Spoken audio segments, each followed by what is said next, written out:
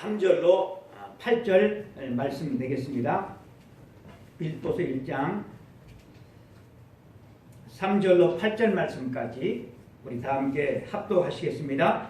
내가 너희를 생각할 때마다 나의 하나님께 감사하며 간구할 때마다 너희 무리를 위하여 기쁨으로 항상 간구함은 너희가 첫날부터 이제까지 복음을 위한 일에 참여하고 있기 때문이라. 너희 안에서 착한 일을 시작하신 이가 그리스도 예수의 날까지 이루실 줄을 우리는 확신하노라.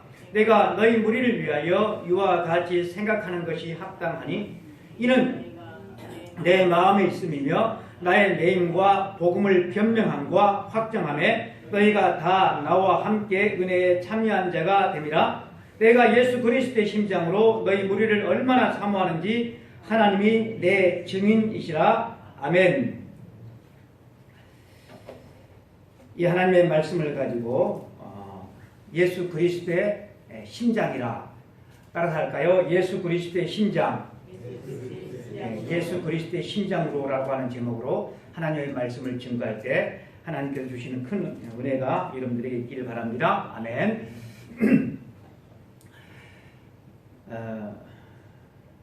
지난주에 혹시 설교 제목 기억나시는 분 있을까요? 지난주에 아주 중요한, 아주 우리 인생에 있어서 중요한 질문이었는데 우리 모두에게 아주 망각의 은혜가 다 충만한 것 같습니다. 사람은 무엇으로 사는가? 라고 하는 제목이었습니다. 우리가 무엇을 위해 살 것인가? 이 빌립보서 말씀은 수요일 예배 때 지금 본문으로 가지고 우리가 함께 생각해 보는 그러한 이렇게 성경인데, 여러분 이 빌립보서는 사도 바울의 옥중 서신입니다. 사도 바울이 감옥에 있을 때 많은 생각들을 했겠지요. 많은 생각들을 했겠죠. 그런데 이 빌립보서에 보면 사도 바울이 빌립보 교회를 항상 생각하고 있다고 그가 말을 하고 있습니다. 여러분, 누군가가 나를 생각해 준다고 하는 것은 참으로 기분 좋은 일이고 행복한 일이 될 것입니다. 저희 교회 예배 때마다 보여야 되실 분들이 오래도록 보이지 않는 분들이 참 많습니다. 저는 그분들을 늘 생각하면서 기도합니다. 여러분, 이렇게 생각한다고 하는 것 참으로 여러분 아름다운 일입니다. 우리가 사람을 만나서 어떤 부탁을 할 때 이렇게 우리가 말하지요. 저를 좀 생각 좀 해주세요. 저를 좀 생각 좀 해주세요. 그리고 또 누군가가 나를 도와주면 고마워서 이렇게 말하지 않습니까? 부족한 저를 이렇게 생각해 주시니 참 감사합니다. 우리가 그렇게 말하지 않습니까? 7절에 보면 사도 바울의 마음이 이렇게 생각하는데 그 마음이 더 진하게 나타나 있어요. 7절 말씀을 보면 너희가 내 마음에 있음이며, 너희가 내 마음에 있음이며. 사랑하는 성도 여러분들의 마음에는 누가 있는지를 모르겠어요. 누가 있어요? 너희가 내 마음에 있음이며. 연애를 하는 사람들이 편지를 쓸 때 이렇게 글귀를 넣으면 참 좋을 것 같아요.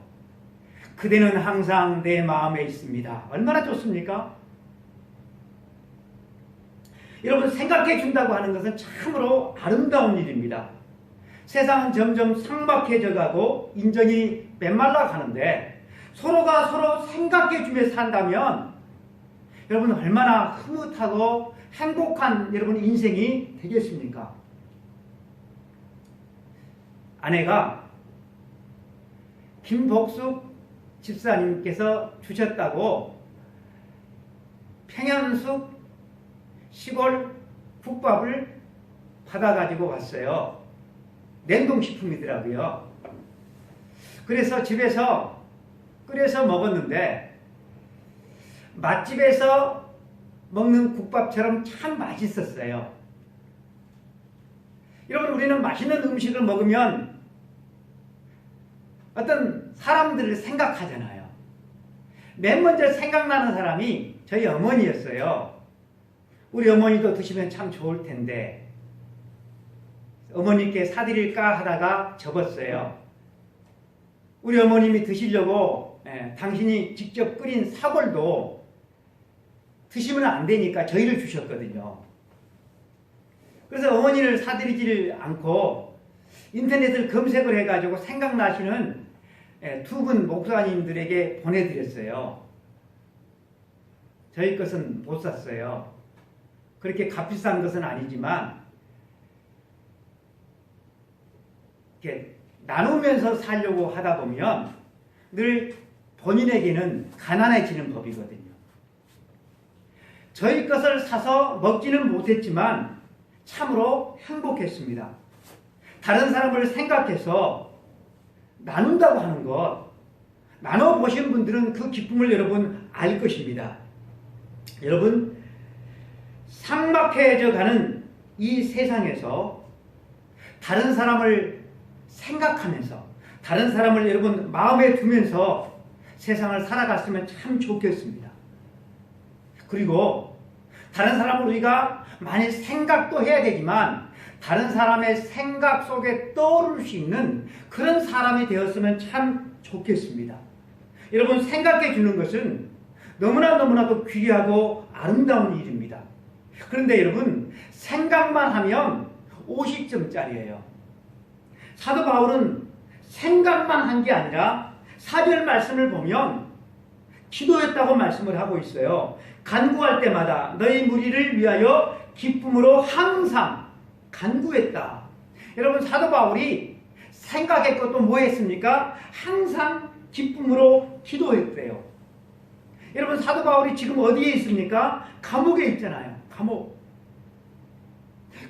그러고 보면 감옥에 있다 할지라도 기도는 할 수가 있구나.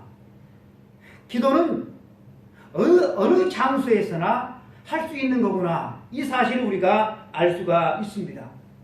여러분, 두꺼운 감옥의 벽이 사람의 몸은 가둘 수는 있지만 기도하는 자유로운 영혼은 여러분 가둘 수가 없죠. 사도 바울이 감옥에서 기도했을 때 그 기도가 두꺼운 감옥의 벽을 뚫고 어둡고 침침한 그 환경을 뚫고 하나님 앞에 상달되어진 줄로 믿습니다. 사랑하는 성도 여러분, 기도라고 하는 것은 감옥에서도 할 수 있대요. 예.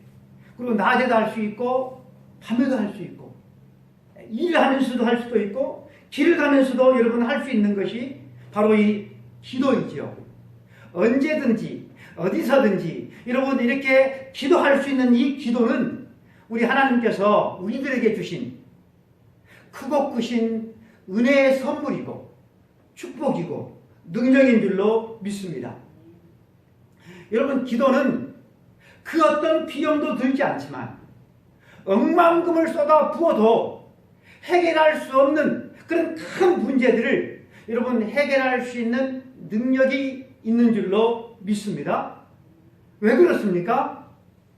기도를 들으시는 분이 전능하신 하나님이시기 때문에 그렇습니다.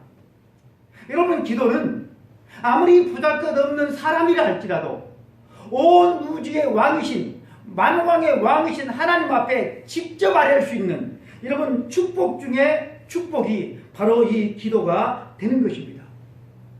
저는 우리 모든 성도들이 바로 이 기도의 사람들이 되기를 바랍니다. 아멘. 기도의 사람이 되기를 축복합니다. 아멘 소리가 하나도 안 나옵니다. 기도의 사람 안 되실래요?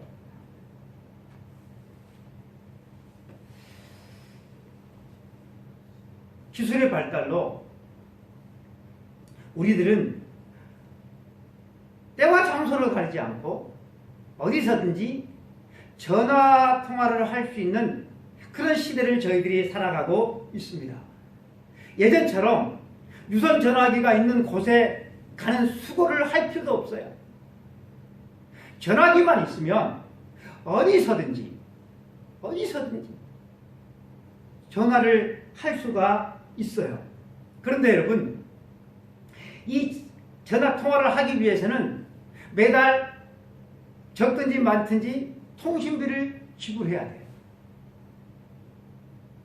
전화를 하기 위해서는 전화도 있어야 돼요. 그리고 호주머니에서 전화를 꺼내가지고 잠금 장치를 풀고 누구한테 전화를 하려면 그 사람의 전화번호를 알아야 돼요. 그러니까 입력을 하잖아요. 그 사람 전화번호가 입력되어 있지 않으면 다른 사람에게 물어서 전화를 해야 돼요. 그렇게 해서 전화를 그저 했는데 상대방이 전화를 받지 않으면 소용없어요. 다시 전화를 끄고 호주머니에 여러분 넣어야 돼요. 그런데 여러분, 기도는 이런 번거로운 과정이 하나도 여러분 필요가 없다는 사실입니다. 여러분, 하나님과의 대화는 핸드폰이 필요 없어요. 통신비도 필요 없고, 잘못하다가 핸드폰을 떨어뜨려가지고 막 깨지고 고장나고 그래서 막 속상하잖아요. 저는 몇 번 경험했어요.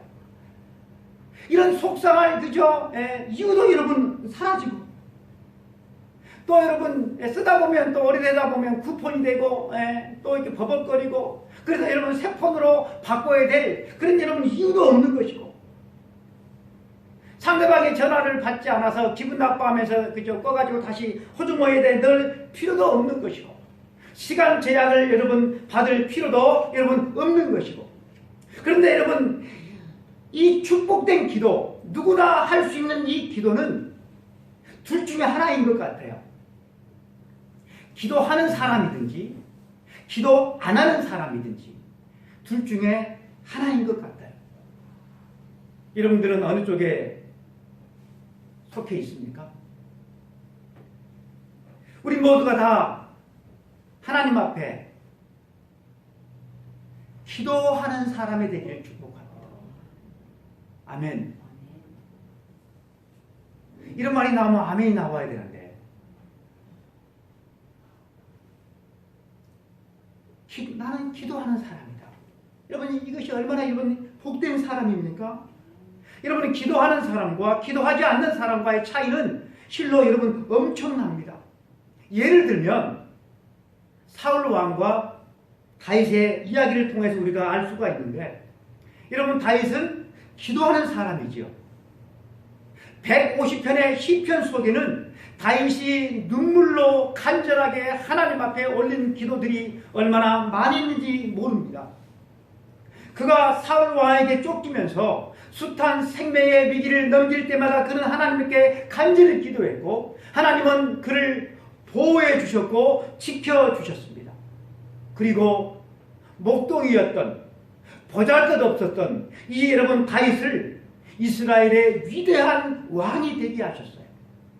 여러분, 만일 이 다윗이 사울처럼 했더라고 한다면 어떻게 됐을까? 저는 궁금합니다. 여러분, 사울 왕은 하나님 앞에 기도하지를 않았어요. 그가 하나님 앞에 간절히 기도했더라라고 하는 말씀을 우리는 성경에서 찾아볼 수가 없습니다. 그런 왕이었지만 하나님께 기도하기보다는 자기 자신을 여러분 믿었던 사람이에요. 그 결과 150편이나 되는 이 시편 속에는 사울 왕이 드린 기도는 여러분 하나도 없다는 사실입니다. 기도하지 않았던 사람의 결과가 여러분 어떻게 끝이 났습니까? 블레셋과의 전쟁에서 아들과 함께 비참하게 여러분 전사하지 않습니까? 뿐만 아니라 이 사울은 수단 방법을 가리지 않고 자기의 왕위를 지켜서 그 왕위의 자리를 자기의 아들한테 물려주기를 원했지만, 그렇게 물려주기를 원했던 그 왕위의 자리가 누구에게로 넘어갔습니까? 다윗에게로 넘어간 사실을 여러분 우리가 잘 알고 있지 않습니까? 간절히 원하기는 저도 그렇고 여러분들도 다 이렇게 다윗처럼 기도의 사람들이 되기를 원하는 것입니다. 우리 한번 따라 해볼까요? 주여 기도하는 사람이 되게 하소서. 다시 한번 주여 기도하는 사람이 되게 하소서. 여러분 스스로 생각할 때 강한 사람이라고 생각하세요? 약한 사람이라고 생각하세요? 저는 너무나도 약한 사람이라는 것을 늘 느끼면서 살아갑니다. 둘레길을 걸으면서 음식을 먹으면서 참 예전 같지 않구나. 그것을 늘 느낍니다. 아내가 여천에서 있는 이렇게 그 병원을 다니다가 몸이 이렇게 회복이 되지 아니하니까 지지난주에 순천에 있는 성가를로 병원을 갔어요. 그리고 지난 목요일에도 또 갔어요.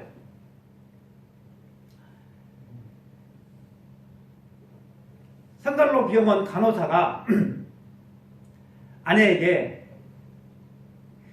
이 생년월일이 본인 것이 맞아요 그랬대요. 왜 그랬을까요? 간호사가 이렇게 말했대요. 너무 동안이시네요 그랬대요. 얼마나 기분 좋습니까? 동안이시네요. 여러분 얼굴만 동안이면 뭐합니까? 속도 동안이에요. 속도. 얼굴은 동안이에요. 속은 동안이 아니에요.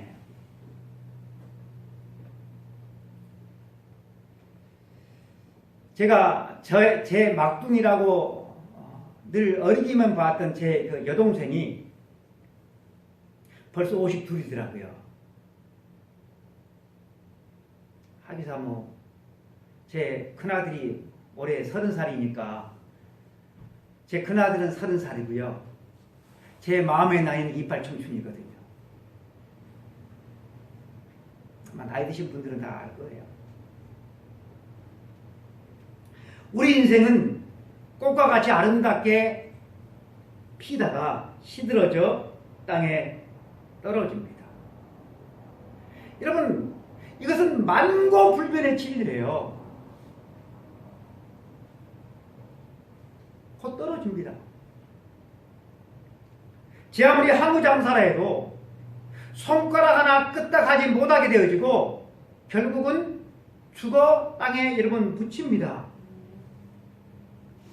우리가 이렇게 연약한데 더군다나 우리의 미래가 불투명한데 그 인생을 우리들이 살아가는데 여러분 어떻게 우리가 우리 자신을 과신하면서 살아갈 수가 있겠습니까? 여러분 모세가 한 유명한 고백을 우리가 잘 알고 있지 않습니까? 우리의 연수가 70이요 강건하면 80이라도 그 연수의 자랑은 수고와 슬픔뿐이요 신속히 가니 우리가 날아가나이다. 어떻게 이런 그저 절절한 고백을 할 수 있었을까? 그렇게 생각이 돼요. 우리가 참으로 지혜로운 사람이라고 한다면 겸손한 마음으로 하나님의 도우심과 하나님의 인도를 우리는 늘 하나님 앞에 받기 위해서 기도해야만 우리는 한다는 사실입니다. 사도 바울은 옥중에서 간절히 기도합니다. 무엇을 위해 기도합니까? 자기 자신의 안전과 건강을 위해 기도 아닙니까? 아니면 자신의 무죄가 빨리 밝혀져서 이제는 자유의 몸이 되어서 세계 선교의 이력을 감당할 수 있도록 하나님께 그가 기도합니까? 바울이 무엇을 위해 기도합니까? 같이 4절 말씀을 보니까 간구할 때마다 너희 무리를 위하여 기쁨으로 항상 간구함은 이 빌립보 교회를 위해 기도한다는 사실입니다. 여러분 다른 사람을 위해서 기도한다고 하는 것은 참으로 여러분 감동적인 일입니다. 제가 주일 예배 그 앞부분에다가 그 기도하는 손을 제가 실어놨죠. 여러분 이 그 그림의 제목이 기도하는 손입니다. 알프레히트 튀러라고 하는 사람이 그린 아주 걸작인데요. 독일 르네상스 시기의 위대한 화가입니다. 여러분 이 그림을 이렇게 잘 보시면 제가 여기 영상을 띄울까 하다가 안 띄웠는데요. 여러분 섬섬옥수 예쁜 손이 아니에요. 참으로 거칠고요. 그림을 여러분 잘 보시면 새끼손가락은 여러분 휘어져 있어요. 여러분 이 기도하는 손이라고 하는 이 그림에는 위대한 믿음과 사랑이 깃든 친구의 우정이 여러분 숨어있는 여러분 그림입니다. 티로와 프란츠 나인스타인이라고 하는 이 두 사람은 아주 절친이었어요. 이 두 사람은 화가 지망생이었거든요. 근데 너무나 가난했기 때문에 생계를 위해서 일을 하면서 틈틈이 시간 나는 대로 그림을 그리다가 두 사람이 깨달은 것이 하나가 있어요. 아, 두 가지 일을 동시에 할 수 없구나. 그래서 이 두 사람은 제비를 뽑아가지고 한 사람은 돈을 벌고 한 사람은 그림을 공부하는 도록 해서 친구를 이렇게 도와주는, 그렇게 의논을 하고 제비를 뽑았는데 프란츠가 일을 해야만 됐어요. 그래서 이 프란츠는 열심히 일을 해서 친구 디러를 도와줍니다. 디러는 학교에 가서 유명한 교수, 화가 밑에서 열심히 배워가지고 유명한 화가가 되어서 큰 돈을 벌게 됩니다. 그래서 이제는 디러가 프란츠를 이제 미술학교에 보내야만 됐습니다. 하지만 이 프란츠는 오랫동안 아주 힘든 험한 일을 했기 때문에 그 손이 굳어서 더 이상 그림을 그릴 수 있는 상태가 되지를 못했어요. 그래서 여러분, 이 프란츠는 마음이 참으로 아팠지만 그림 그린 일을 포기해야만 했습니다. 그러던 어느 날 프란츠를 찾아간 이 디러가 창문을 통하여서 프란츠가 무릎을 꿇고 두 손을 간절히 모으고 기도하고 있는 모습을 보게 됩니다. 프란츠는 디러를 위해서 간절히 기도하고 있었던 것입니다. 주님, 저의 손은 거칠고 굳어서 그림을 그리는 데는 이제는 쓸모가 없게 되었습니다. 화가가 된 친구 디러가 하나님의 영광을 위해서 아름다운 그림을 잘 그릴 수 있도록 하나님 도와주세요. 그렇게 간절히 기도하고 있었던 것입니다. 여러분, 이 광경을 친구 디러가 보았을 때 어떤 여러분 마음이 들었을 것 같습니까? 자기를 위해서 무릎을 꿇고 두 손을 모으고 간절히 기도하고 있는 그 친구의 거친 손을 볼 때 세상에서 가장 아름다운 손이라고 여러분 생각하지 않았겠습니까? 그래서 여러분, 북받치는 감정을 참으면서 그 자리에서 미술 도구를 꺼내서 연필을 가지고 정성스럽게 친구의 손을 스케치를 하게 됩니다. 그래서 여러분, 탄생하게 된 것이 바로 이 기도하는 손인 것입니다. 여러분, 디러가 다음과 같은 말을 했다고 그럽니다. 기도하는 손이 가장 아름다운 손이요, 가장 위대한 손이다. 기도하는 자리가 가장 큰 자리요, 가장 높은 자리이다.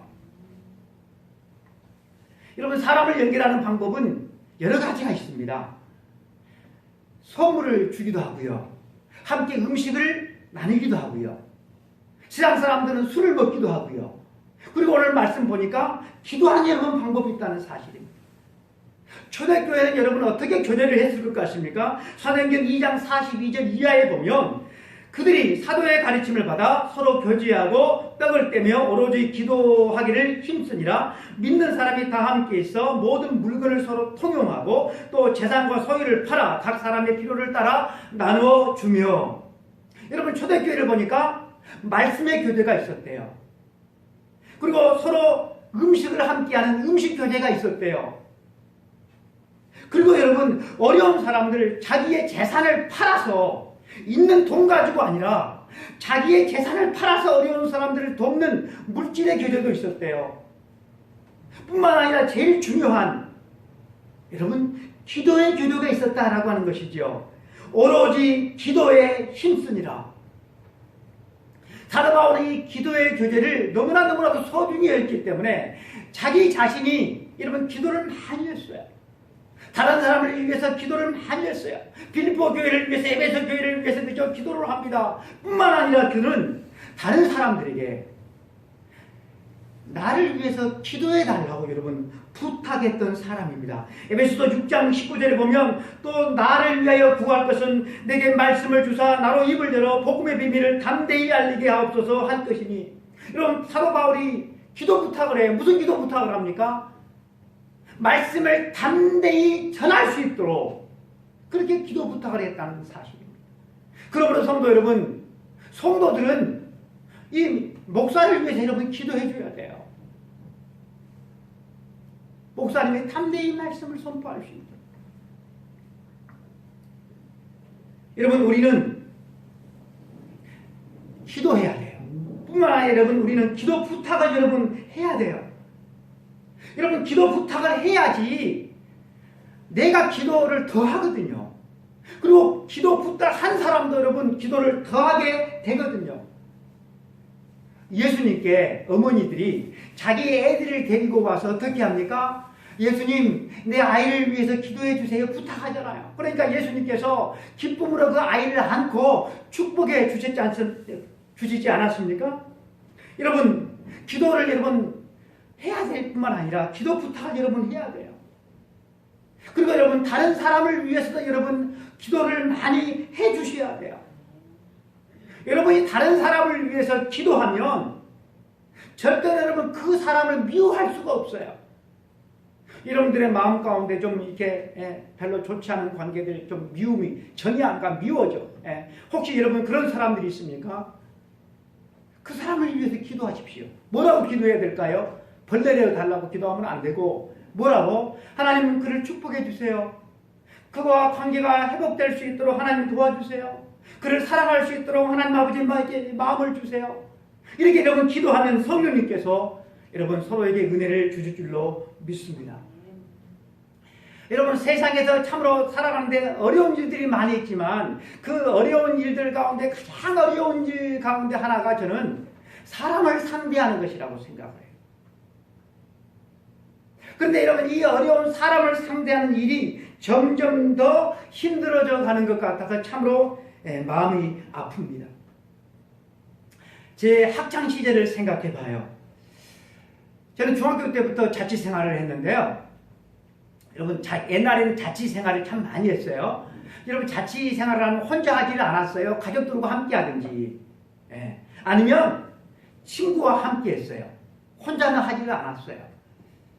그런데 여러분, 요즘은 안 그런 것 같아요. 옛날에는 함께하는 이유들이 있어요. 비용도 절약하고 또 그저 이렇게 나쁜 길로 빠질 그런 위험도 그저 이렇게 절감시키고 또 적적하잖아요.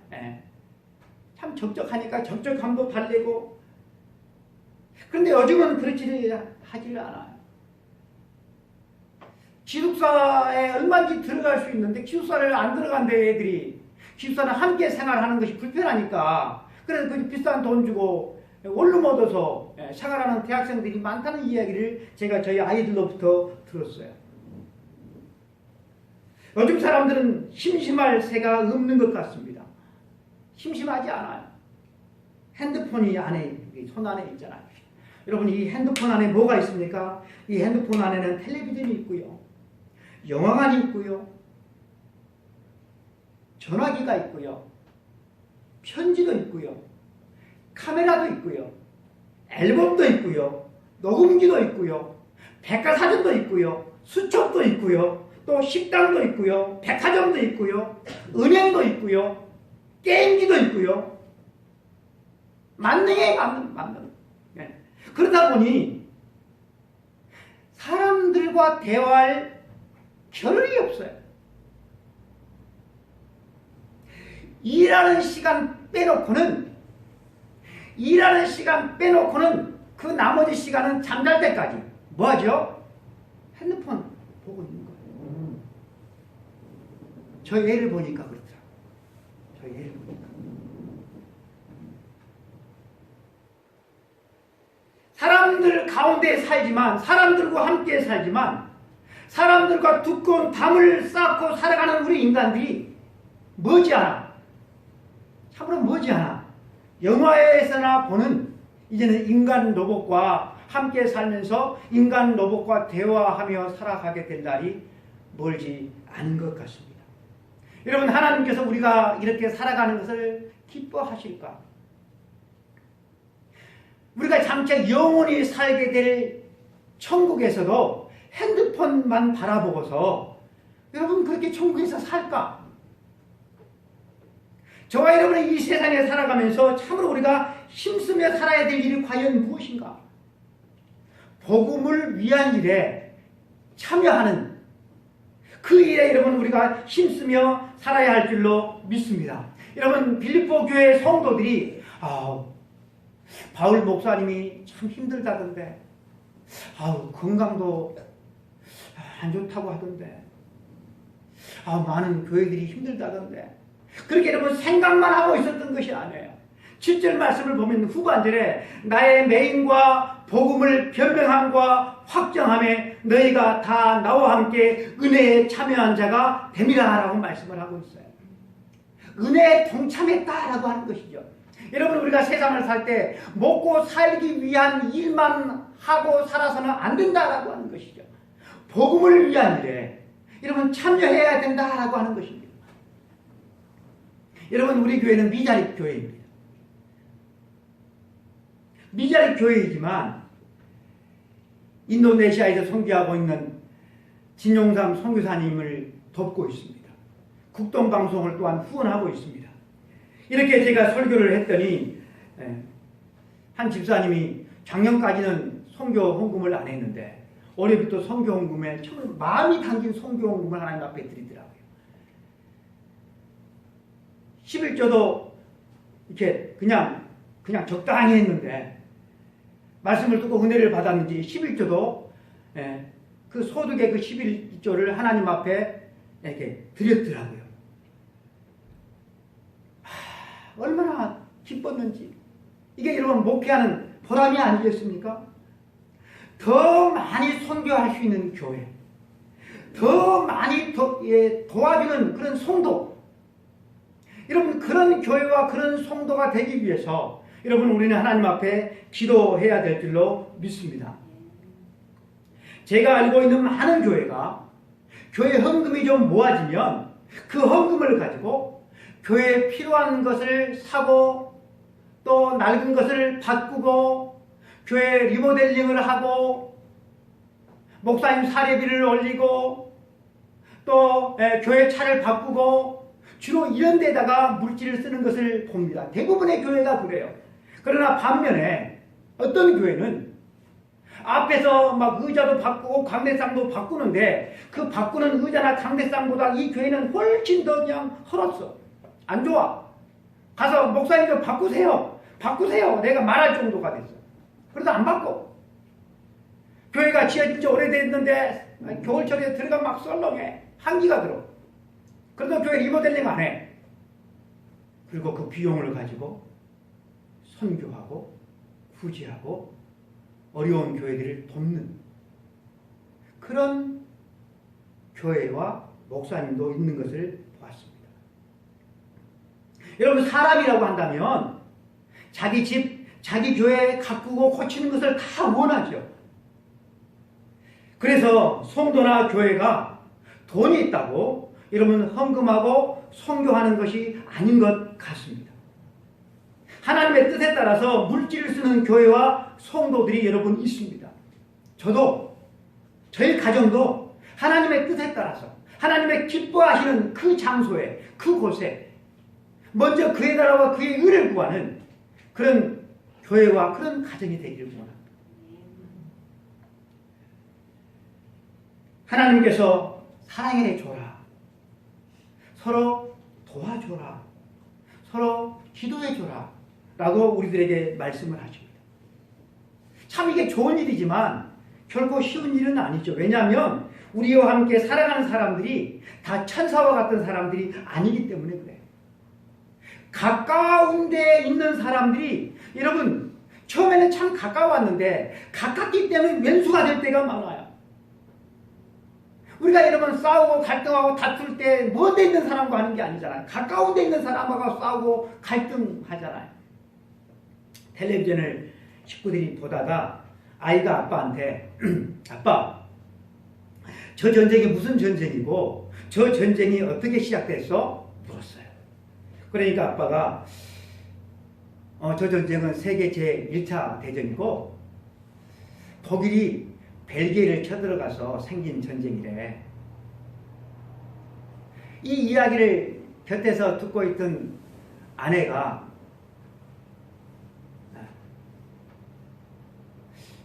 여보, 그게 아닌데. 내가 알기로는 어떤 높은 사람이 암살을 당해가지고 시작된 게 이 전쟁이래. 이 말을 듣던 이 남편이 상당히 자존심이 상했어요. 그래서 누가 나한테 물었지, 당신한테 물었어? 화를 벌컥 냈어요. 그러니까 아내가 근데 공부하고 있는 애한테 가르쳐주려면 제대로 가르쳐줄 것이지, 모르면 모른다고 하든지 하면서 문을 쾅 닫고 부엌으로 나가서 설거지를 하는데, 설거지를 하는 건지 그릇을 깨는 건지 막 그냥 씻는 소리가 시끄럽게 났어요. 아주 분위기가 정말 썰렁하게 됐어요. 그렇게 되자 애가 아빠한테, 아빠, 전쟁이 왜 일어나는지 말씀 안 해주셔도 돼요. 제가 똑똑히 다 봤거든요. 여러분, 사소한 문제 때문에 막 3차 대전이 일어나요. 중요한 문제 가지고만 이렇게 전쟁이 일어나는 게 아니잖아요. 저희 집은 어떨까요? 여러분, 저희 집은 어떨 것 같아요? 여러분, 저희 집이라고 뭐 다르겠어요? 여러분, 교회라고 다르겠어요? 여러분, 빌립보 교회라고 다르겠어요? 똑같은 사람들이 모인 곳인데. 여러분, 교회마다 여러분 별난 사람들이 참 많아요.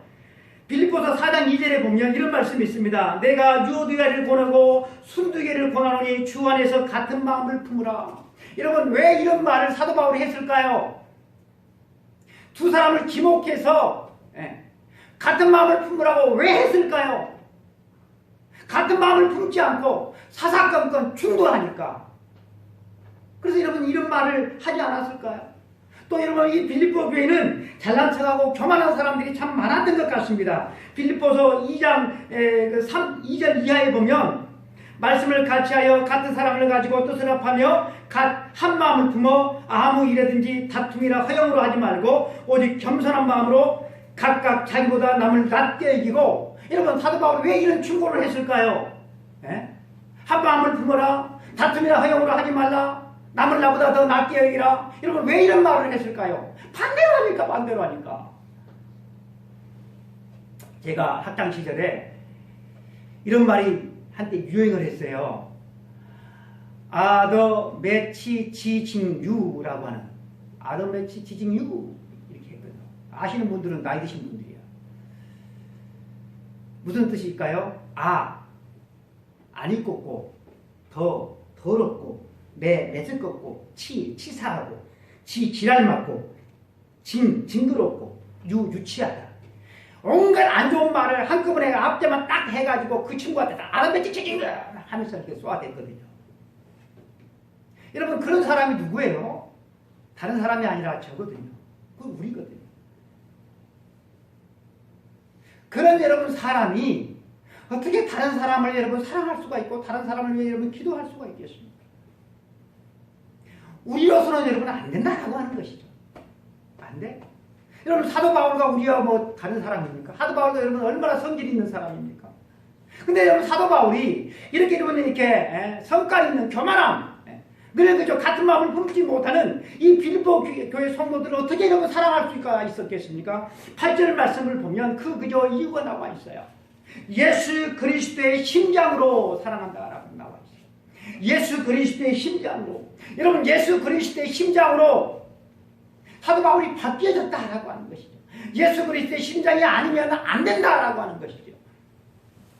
인간의 그저 이게 마음으로 아무리 마음을 먹어도 여러분은 안 된다라고 하는 거예요. 그래서 여러분, 우리가 말하지 않습니까? 목사님, 저는 안 돼요. 저는 안 돼요. 목사라고 되는 줄 아십니까? 안 돼요. 안 돼요. 그럼 어떻게 해야 되는 것이죠? 예수 그리스도의 심장으로, 그죠? 우리가 바뀌어져야 되는 것이죠. 사도 바울이 이런 고백을 했습니다. 이제는 내가 그저 사는 것이 아니다. 내 안에 누가 산다? 내 안에 예수 그리스도께서 사신다 그랬어요. 이제는 심장이 바뀌어진 사람이다라고 하는 것이죠. 근데 여러분, 이 심장이 활동을 못해요. 활동을. 그래서 여러분, 우리가 어떻게 해야 되지요? 그래서 여러분, 우리가 기도해야 되는 거예요. 사랑하게 해달라. 기도하면서 살 수 있게 해달라. 육신을 위해서만 살지 않고 하나님의 나라를 위해서 여러분 우리가 살 수 있게 해달라. 여러분 기도하지 않으면 우리는 썩어질 것을 위해서 한평생 그렇게 살다가 열매 맺지 못한 채 주님 앞에 부끄러운 모습으로 여러분 설 수밖에 없다는 사실입니다. 예수 그리스도의 심장으로, 저도 예수 그리스도의 심장으로 목회하기를 원합니다. 예수 그리스도의 심장으로 여러분들을 사랑하기를 원합니다. 여러분들도 예수 그리스도의 심장으로 가족들을 사랑하고 교우들을 사랑하고 직장에서 부딪히는 사람들과 사랑하고 그렇게 기도하고 살아갈 수 있는 우리 사랑하는 믿음의 성도들 다 될 수 있기를 주님의 이름으로 축복합니다. 기도하겠습니다. 하나님 아버지 감사합니다.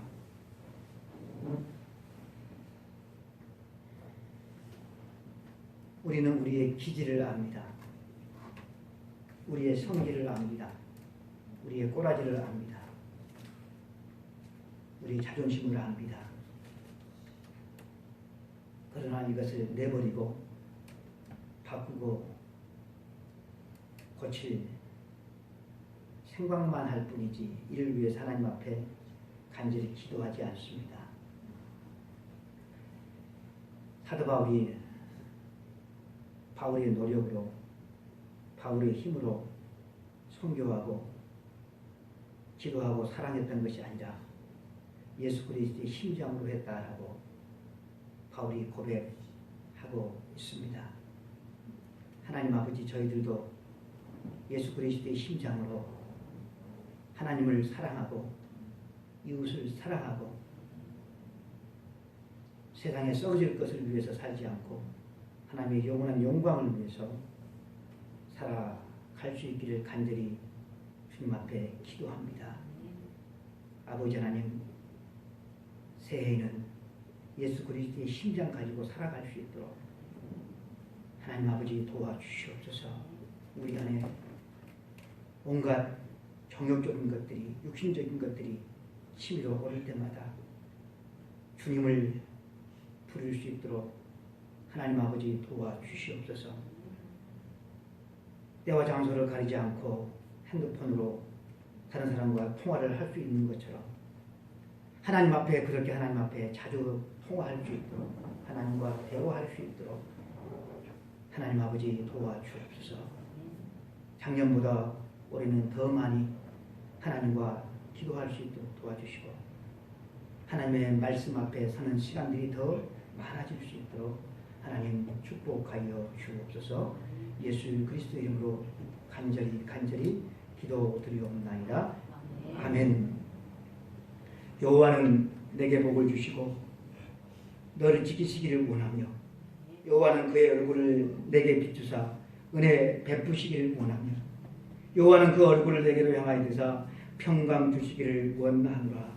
지금은 우리 주 예수 그리스도의 은혜와 하나님 아버지의 크신 사랑하심과 성령님의 감동과 역사 충만 내주하심이 주님 앞에 머리 숙여 예수 그리스도의 심장으로 하나님과 이웃을 사랑하며 살아가기를 원하는 우리 모든 성도들 머리 위에 애들의 가정 위에 그리고 힘들고 어려운 세상을 살아가는 이 땅의 모든 백성들과 복음 증거를 위해서 힘쓰고 애쓰는 모든 사람들 저 북한 동포들 위해 이제부터 영원까지 함께 있을지어다. 아멘.